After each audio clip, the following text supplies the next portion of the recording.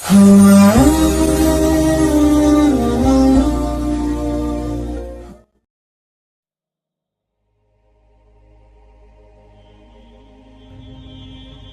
اللہ الرحمن الرحیم۔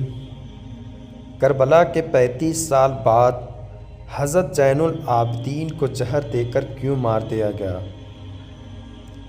حضرت زین العابدین، جنہیں امام سجاد بھی کہا جاتا ہے، وہ 10 محرم 61 ہجری میں کربلا کے میدان میں موجود تھے، لیکن بہت زیادہ بیمار ہونے کی وجہ سے وہ اس جنگ میں حصہ نہ لے سکے۔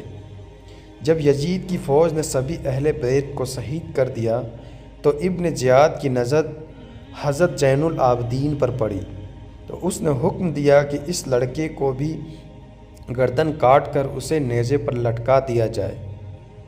یہ سن کر سمر آگے بڑھا اور اس نے حضرت زین العابدین کو شہید کرنا چاہا، لیکن اسی وقت حضرت زینب آ کر اپنے اس بھتیجے پر لیٹ آئی اور روتے ہوئے کہنے لگی، اے ظالموں، تم نبی کے گھر والوں کا کتنا خون بہاؤ گے؟ کیا ابھی تک تمہاری پیاس نہیں بجھی ہے؟ سمر نے بہت کوشش کی، لیکن حضرت زینب نے اپنے اس بھتیجے کو شہید نہ ہونے دیا۔ آخر کار مجبور ہو کر ابن زیاد نے سمر کو روک لیا اور پھر سبھی کو لے کر پیدل ہی کوفہ شہر لے کر گیا۔ یہ بھی شاید اللہ ہی کا ایک فیصلہ تھا کہ حضرت زین العابدین کربلا کے میدان میں شہید نہ ہوئے، کیونکہ اس دن مرد میں صرف حضرت زین العابدین ہی بچے تھے کہ جنہیں یزید کی فوج شہید نہ کر پائی تھی، اور پھر انہی سے حضرت حسین کی ایک اولاد چلی کہ جنہیں آج سید حسینی کہا جاتا ہے۔ لیکن آگے چل کر 35 سال بعد انہی بنو امیہ والوں نے حضرت زین العابدین کو بھی زہر دے کر بے دردی کے ساتھ شہید کر دیا۔ تو دوستو، وہ واقعہ کیا ہے؟ آئیے جانتے ہیں۔ حضرت حسین رضی اللہ تعالیٰ عنہ کے لڑکے امام زین العابدین کی پیدائش سن 38 ہجری میں ہوئی۔ آپ بچپن ہی سے بہت نیک مزاج اور اللہ کی عبادت کرنے والے انسان تھے۔ ہر ایک سے ہنسی خوشی ملتے اور کبھی کسی کو جھگڑا نہ کرتے۔ حضرت زین العابدین کی پیدائش کے وقت ان کے دادا حضرت علی رضی اللہ تعالیٰ عنہ موجود تھے، اور اس وقت مسلمانوں کے خلیفہ اور بادشاہ تھے۔ حضرت زین العابدین کی پیدائش کو ابھی کچھ ہی دن گزرے تھے کہ اچانک ان کی امی بہت زیادہ بیمار پڑ گئی۔ والدہ حضرت حسین رضی اللہ عنہ نے ہر طرح سے دوا علاج کیا، لیکن وہ ٹھیک نہ ہو سکی، اور کچھ ہی دنوں بعد ان کی وفات ہو گئی۔ امی کے وفات کے بعد حضرت زین العابدین کو ان کی خالہ نے پالا پوسا تھا۔ جب آپ کی عمر 2 سال ہوئی تو تاریخ و دردناک واقعہ بھی پیش آیا کہ آپ کے دادا حضرت علی رضی اللہ تعالیٰ عنہ کو ایک ظالم انسان نے چاقو سے وار کر کے فجر کی نماز میں شہید کر دیا۔ دھیرے دھیرے وقت گزرتا گیا اور حضرت زین العابدین بڑے ہو گئے۔ آپ بہت زیادہ نیک تھے۔ جب بھی نماز کا وقت ہوتا اور آپ وضو کرنے کے لیے پانی لے کر بیٹھتے تو چہرے کا رنگ بدل جاتا، جسم کانپنے لگتا۔ ایک دن گھر والوں میں سے کسی نے پوچھ ہی لیا کہ آپ کی نماز پڑھنے سے پہلے ایسی حالات کیوں ہو جاتی ہے؟ تو حضرت زین العابدین نے جواب دیا کہ اللہ کے سامنے کھڑے ہوتے ہوئے مجھے ایسا خوف محسوس ہوتا ہے کہ اس سے میرے چہرے کا رنگ بدل جاتا ہے، اور جب بھی نماز کی نیت باندھتے تو اکثر 2 رکعت میں صبح ہو جاتی۔ ساری رات قرآن کی آیتیں پڑھ کر روتے رہتے۔ حضرت زین العابدین اتنے زیادہ سجدے کرتے تھے کہ آپ کا نام ہی سجاد رکھ دیا گیا، کیونکہ عربی میں سجاد کے معنی ہوتے ہیں بہت زیادہ اللہ کو سجدے کرنے والا انسان۔ ایک بار بازار میں کسی جاہل انسان حضرت زین العابدین کو برا بھلا کہنا شروع کر دیا، لیکن آپ نے اس انسان پر کوئی دھیان نہیں دیا، بلکہ خاموش ہو کر وہاں سے جانے لگے۔ تو وہ انسان غصے میں کہنے لگا کہ اے سجاد بن حسین، میں آپ کو برا بولا کہہ رہا ہوں، آپ مجھے جواب کیوں نہیں دیتے؟ تو حضرت زین العابدین نے کہا کہ میرے نانا پر جو کتاب نازل ہوئی اس میں لکھا ہے کہ جب بھی تم سے کوئی جاہل بحث کرے تو تم اسے نظر انداز کر کے نکل جاؤ۔ دوستو، حضرت زین العابدین کی شادی 57 ہجری میں انہی کے چاچا حضرت حسن کی لڑکی حضرت فاطمہ رضی اللہ عنہا سے ہوئی۔ آگے چل کر آپ کے 11 لڑکے اور 4 لڑکیاں ہوئی۔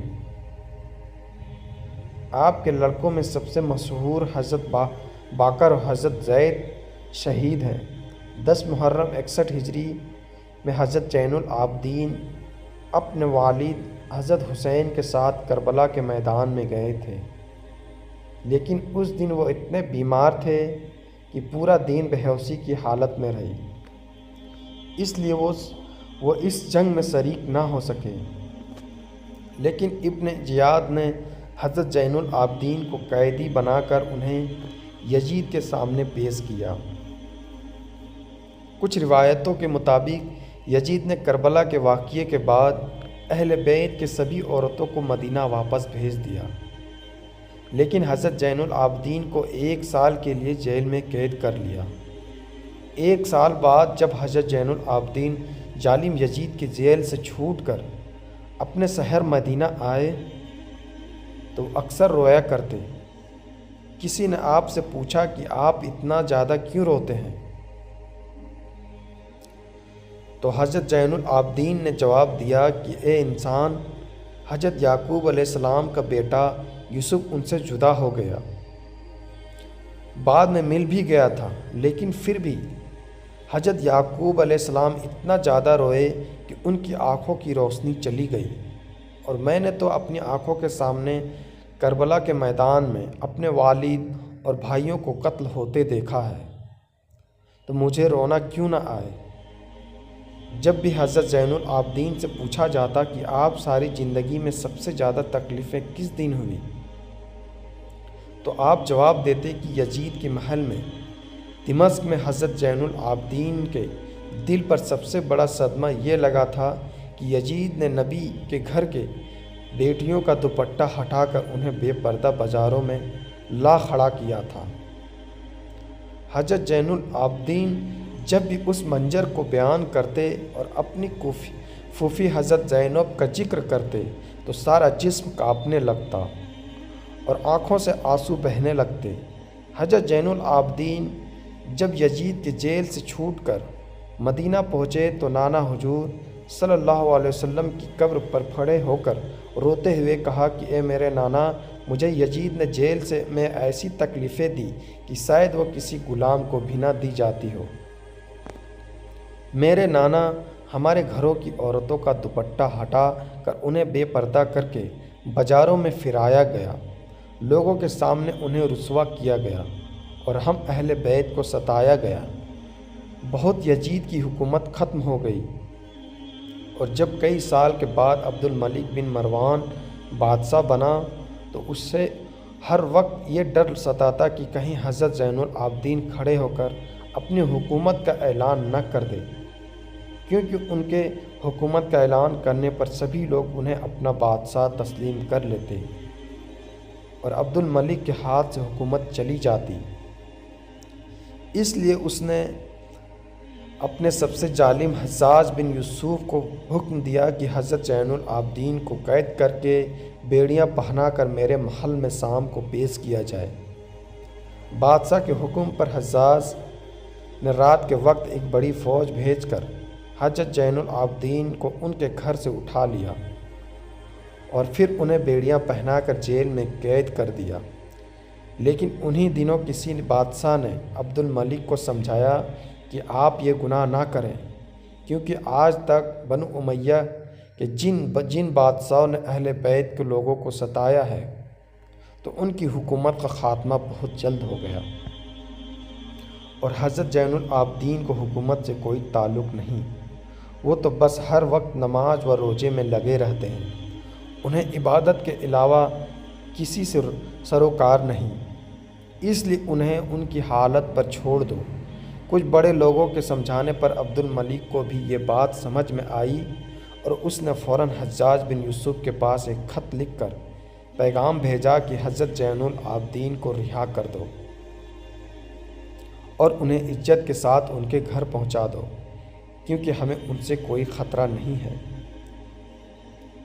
اس کے بعد عبد الملک کے زمانے میں حضرت زین العابدین کو کسی طرح کی بھی تکلیفیں نہ دی گئی، لیکن جب عبد الملک کی موت ہوئی اور پھر ان کا لڑکا ولید حکومت کا بادشاہ بنا تو اس نے سب سے پہلا کام یہ کیا کہ حضرت زین العابدین کو زہر دے کر شہید کروا دیا، کیونکہ اسے ڈر تھا کہ کہیں حضرت زین العابدین اٹھ کر اپنی حکومت کا اعلان نہ کر دے۔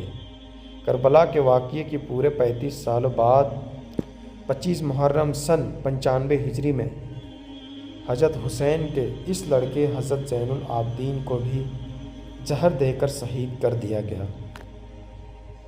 اور ان کی تجہیز و تکفین انہی کے لڑکے حضرت باقر نے فرمائی۔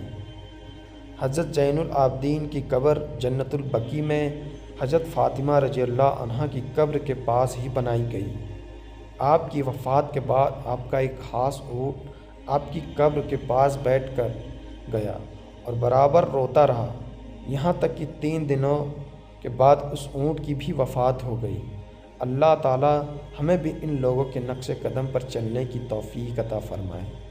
دوستو، ایسے ویڈیو دیکھنے کے لیے ہمارے چینل کو سبسکرائب ضرور کر لیں۔ خدا حافظ۔